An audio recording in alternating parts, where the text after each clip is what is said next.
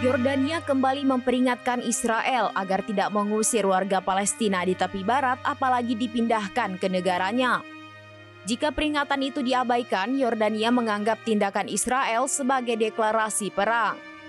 Menteri Luar Negeri Yordania Ayman Safadi dalam keterangan resminya pada Kamis 5 September 2024 mengatakan pihaknya sedang mempersiapkan berkas hukum terkait serangan Israel ke tempat-tempat suci di Yerusalem.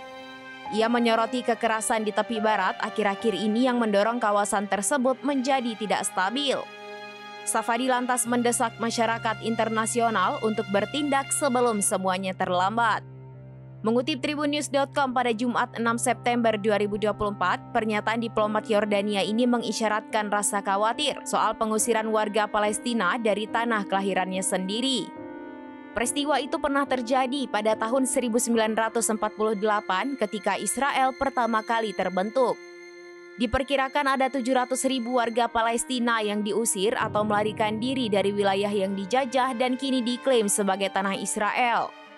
Warga Palestina menyebut peristiwa itu sebagai tragedi Nakba yang dalam bahasa Arab berarti malapetaka.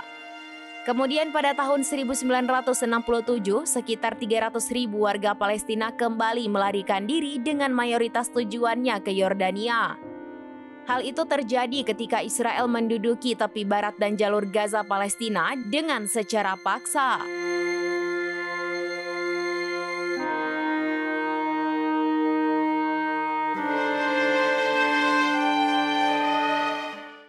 Download Tribun X sekarang, menghadirkan lokal menjadi Indonesia.